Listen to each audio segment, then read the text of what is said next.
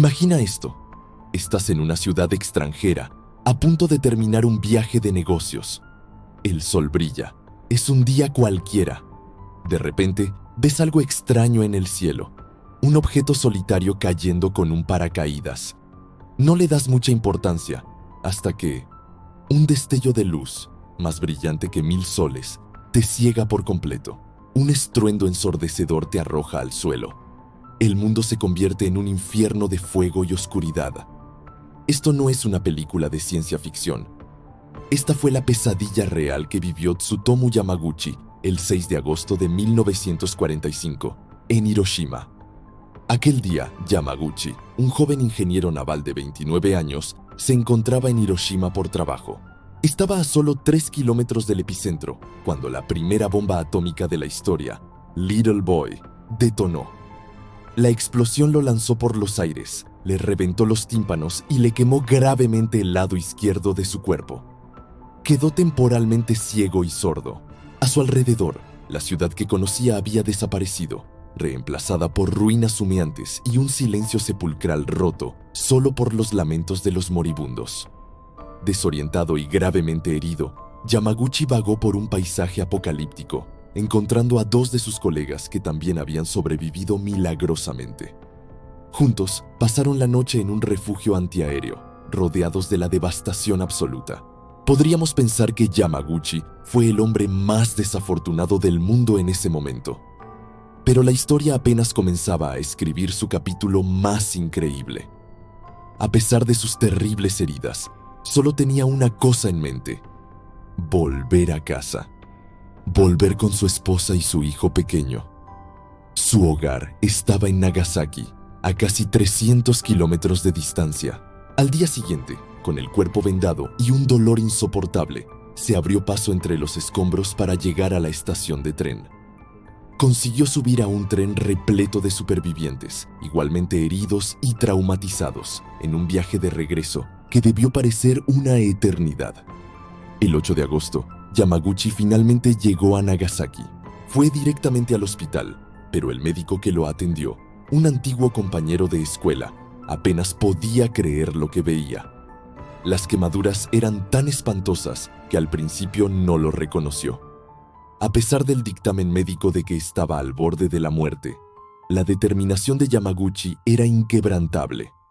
Se fue a casa, se reunió con su familia y al día siguiente, el 9 de agosto, desafiando toda lógica y recomendación médica, se presentó en su oficina para informar a su jefe de lo ocurrido. Aquí es donde la historia se vuelve aún más surrealista. Yamaguchi estaba en la oficina de su superior, describiendo la escena de pesadilla que había presenciado en Hiroshima. Le explicó cómo una sola bomba había aniquilado una ciudad entera. Su jefe, escéptico, lo miraba con incredulidad. «Una sola bomba. ¿Estás loco, Yamaguchi? Es imposible que un solo artefacto tenga tanto poder destructivo». Justo en ese preciso instante, mientras las palabras de escepticismo aún flotaban en el aire, una luz blanca y cegadora inundó la habitación. Otra vez, era Fat Man, la segunda bomba atómica. Esta vez, el epicentro estaba también a unos 3 kilómetros de su ubicación. La onda expansiva destrozó las ventanas de la oficina, arrojando a todos al suelo. Yamaguchi, por segunda vez en 72 horas, se encontraba en el corazón de una detonación nuclear. Milagrosamente, sus heridas de esta segunda explosión fueron menores. La estructura del edificio de la empresa Mitsubishi, donde se encontraba, lo protegió de lo peor. Sin embargo, su casa quedó destruida y, por un momento, temió lo peor por su familia. Corrió desesperadamente hacia las ruinas de su hogar y allí, entre los escombros, encontró a su esposa y a su hijo con heridas leves. Habían sobrevivido. Su esposa había salido a comprar ungüento para sus quemaduras justo antes de la explosión, y la suerte quiso que estuvieran en un lugar que les ofreció protección.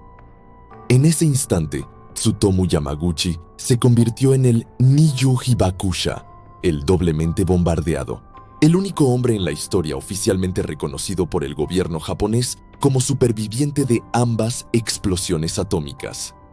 Piensa en las probabilidades. Sobrevivir a una detonación nuclear ya es un milagro. Sobrevivir a dos es algo que desafía toda comprensión humana.